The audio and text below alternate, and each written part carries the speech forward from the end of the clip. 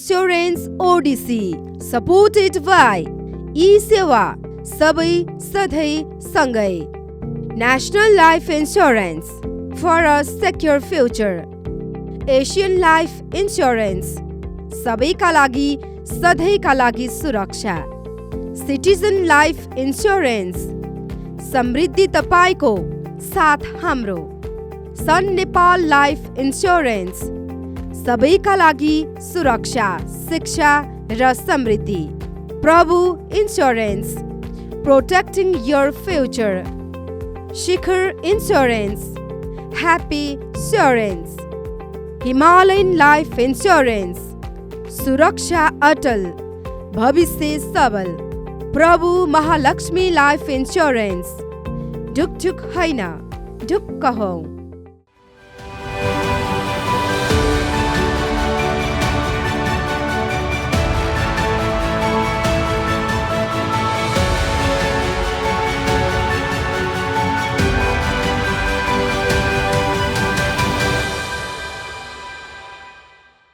नमस्कार, बीमाका विश्वव्यापी विविध आयामहरूको कार्यक्रम इन्स्योरेन्स ओडिसीमा यहाँलाई स्वागत छ। यस कार्यक्रममा हामी संसारभरका बीमा क्षेत्रका विकास, चुनौती, सफलता र असफलताका कथाहरू प्रस्तुत गर्दै आएका छौँ। हाम्रो उद्देश्य नेपाली बीमा क्षेत्रलाई अझ पारदर्शी, समावेशी, नवप्रवर्तनशील बनाउँदै लैजान सहयोग गर्नु हो। बीमाका विविध पक्षमा गहिरो दृष्टिकोण प्रस्तुत गर्ने यो कार्यक्रम इन्स्योरेन्स खबरबाट प्रसारण हुन्छ। आजको एपिसोडमा हामी विश्व इतिहासमा भएका 10 ठूला अस्वीकृत बीमा दाबीहरूबारे चर्चा गर्नेछौँ। सन् 2001 सेप्टेम्बर 11 अमेरिकामा भएको आतंकवादी हमलाले विश्वलाई नै स्तब्ध बनायो। सेप्टेम्बर 11 आक्रमण नाम दिइएको 23 आक्रमण अमेरिकाको वर्ल्ड ट्रेड सेन्टर र पेन्टागनमा भएको थियो। उक्त हमलापछि त्यहाँका व्यवसायीहरूले ठूलो क्षति भएको जिकिरसहित बीमा दाबी गरे। त्यसबेला कुल 40 अर्ब अमेरिकी डलरभन्दा बढी बीमा दाबी गरिएको थियो। तर ती सबै बीमा दाबी पूर्ण रूपमा अस्वीकृत भए। त्यसबेला मार्स एन्ड म्याक्लेनन जस्ता विशाल कम्पनीहरूले पनि ठूलो दाबी गरेका थिए। तर बीमाकर्ताहरू लर्ड्स अफ लन्डनले यो घटनालाई आतंकवादको कार्य भन्दै बीमा नीति अन्तर्गत नपर्ने भन्दै भुक्तानी दिन अस्वीकार गर्यो। त्यस घटनापछि कम्पनी र व्यवसायी बीच लामो कानुनी लडाईँ नै चल्यो, जसले विश्वव्यापी बीमा नीतिमा महत्त्वपूर्ण परिवर्तनहरू ल्याए। सन् 2010 अमेरिकाको मेक्सिको खाडीमा रहेको म्याकोन्डोमा तेल उत्खननको काम भइरहेको थियो। तर अप्रिल 20 भने त्यहाँ एक विस्फोट भयो। घटनामा 11 जना कामदारको मृत्यु भयो भने इतिहासकै सबैभन्दा ठूलो समुद्री तेल चुहावट समेत हुन पुग्यो। घटनामा 8 अर्ब 80 करोड डलरभन्दा बढीको क्षति भएको थियो।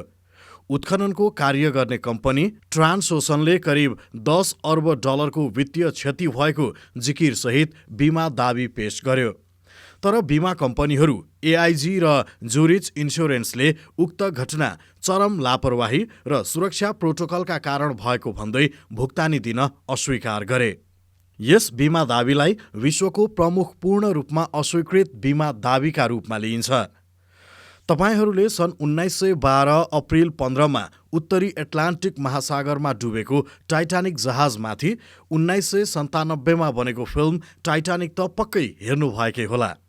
उक्त दुर्घटनामा 1535 जनाले ज्यान गुमाउनुका साथै अर्बौं डलरको क्षति भएको थियो। व्हाइट स्टार लाइनले जहाजलाई पर्याप्त रकमका लागि बीमा गरे पनि उक्त जहाज नडुब्ने दाबी निर्माण कम्पनीको थियो। तर जहाज डुबेपछि व्हाइट स्टार लाइनले करिब 7 अर्ब 50 करोड डलर बीमा दाबी पेश गर्यो।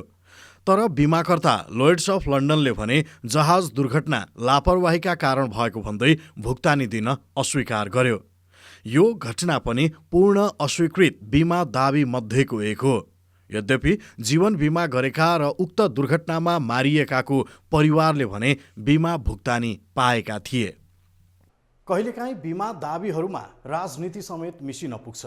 देशहरूबीचको तिक्तताको असर बीमा कम्पनी तथा बीमितहरूसम्मै परेको इतिहास समेत थुप्रै छन्। यसै मध्येको एउटा उदाहरण हो सन् 1937 को हिन्डेनबर्ग प्रकोप।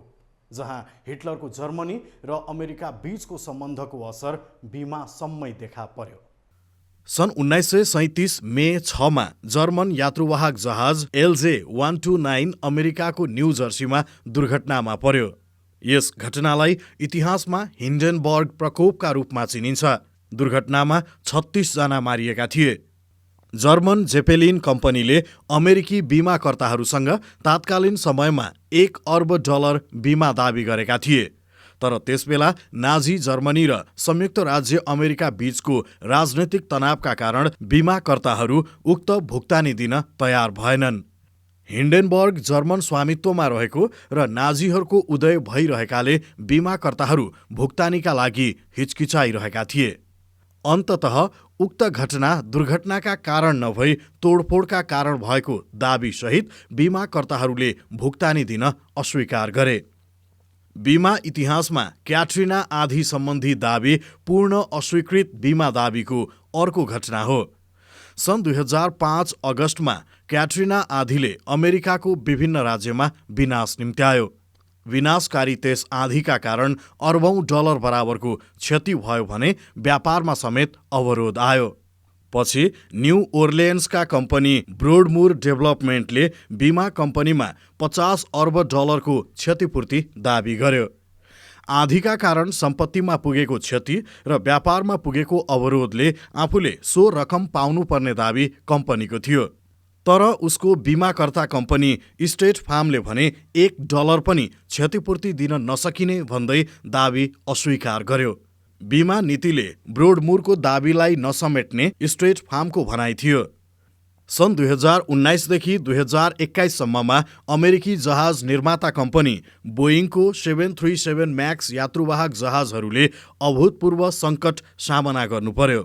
5 महिनाको अन्तरालमै कम्पनीले बनाएका 2वटा जहाजहरू दुर्घटनाग्रस्त भए र 346 जनाको मृत्यु भयो। सन् 2018 को अक्टोबर 29मा लायन एयरको फ्लाइट 610 र 2019 को मार्च 10मा युथोपियन एयरलाइन्सको फ्लाइट 302 दुर्घटनामा परे। दुर्घटना पश्चात दुवै एयरलाइन्सहरू $10 अर्ब क्षतिपूर्तिको दाबी गर्दै बीमा कम्पनीहरू AIG र एलियान्जकोमा पुगे। तर बीमा कम्पनीहरूले भने बीमा दाबी तिर्न अस्वीकार गर्यो। डिजाइन त्रुटिको कारण जहाजहरू दुर्घटनामा परेको र त्यस्तो निर्माण दोष वा लापरवाही बीमा नीतिभित्र नपर्ने उनीहरूको ठहर थियो। त्यसैले बीमा दाबी तिर्न आफूहरू उत्तरदायी नरहेको बीमाकर्ता कम्पनीहरूको भनाइ थियो। बीमा कम्पनीहरूले जुन निर्माण दोष वा लापरवाहीको रूपमा वर्गीकृत भएको र एयरलाइन्सको बीमा नीतिहरू अन्तर्गत कभर नभएको तर्क गरे। पछि मृतक परिवार र जहाज कम्पनीहरूले बोइङ विरुद्ध मुद्दा हाले र लामो कानुनी लडाईँ चल्यो। सन् 1989 को एक्सन भाल्डेज तेल चुहावटको घटना बीमा क्षेत्रमा अर्को चर्चित घटना हो। त्यस वर्ष अमेरिकाको अलास्काको प्रिन्स विलियम साउन्डमा एक्सन कम्पनीको तेल ट्याङ्कर एक्सन भाल्डेज दुर्घटनाग्रस्त भयो। यसबाट करिब 11 मिलियन ग्यालन कच्चा तेल समुद्रमा चुहियो, जसले अलास्काको समुद्री जीव र पर्यावरणमा गम्भीर क्षति पुर्यायो। यो अमेरिकी इतिहासकै सबैभन्दा ठूलो वातावरणीय प्रकोपमध्ये एक थियो। घटनापछि एक्सन मोबिल कर्पोरेसनले बीमाकर्ता कम्पनीहरूसँग $5 अर्ब बीमा माग दाबी प्रस्तुत गरे। तर AIG र जुरिच बीमा कम्पनीले उक्त दुर्घटना कम्पनीको लापरवाहीको कारण भएको भन्दै बीमा रकम दिन तयार भएनन्, जसले गर्दा कम्पनी स्वयंले उक्त ठूलो क्षति सहनु पर्यो। आजभन्दा 154 वर्ष अघिको एउटा घटनालाई समेत बीमा उद्योगले भुल्न सक्दैन। 1871 मा अमेरिकाको सिकागो सहरमा निकै ठूलो आगलागी भयो। ग्रेट सिकागो आगलागी नामले चिनिने उक्त घटनामा सहरको धेरैजसो भाग ध्वस्त भयो भने हजारौं घरबार विहीन बन्न पुगे। सिकागो अग्नि राहत कोषले क्षतिको क्षतिपूर्ति खोज्यो।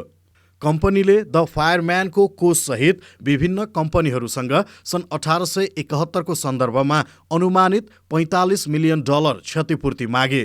तर बीमाकर्ताहरूले भने आगलागी लापरवाहीका कारणले भएको तर्क गर्दै भुक्तानी गर्न अस्वीकार गरे।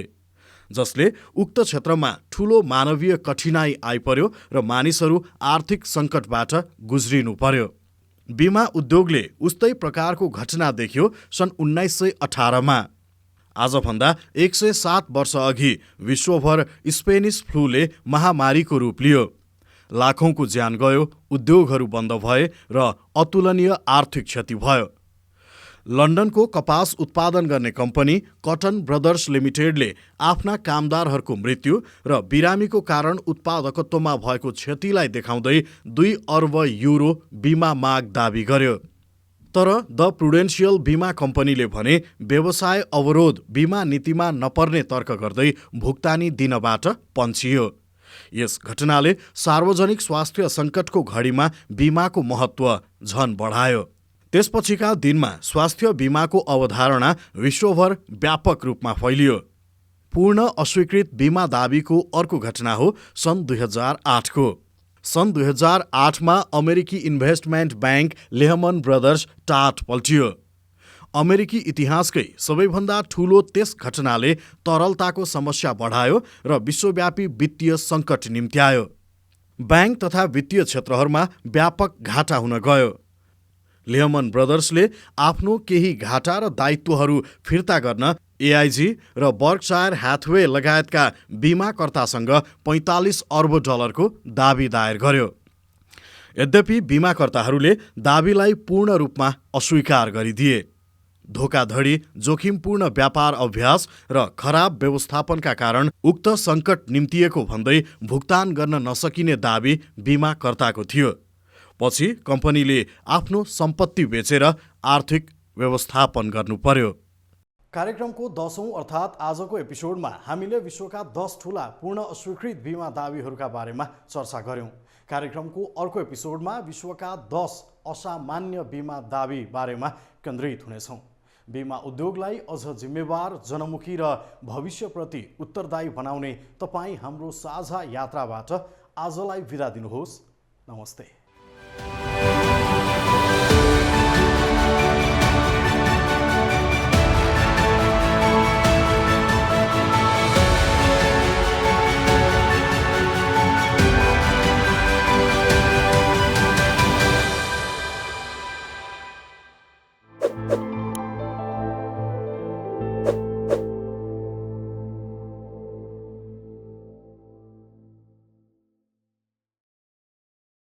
Insurance Odyssey, supported by E-सेवा, सबै सधैँ सँगै। National Life Insurance, for a secure future. Asian Life Insurance, सबैका लागि सधैँका लागि सुरक्षा।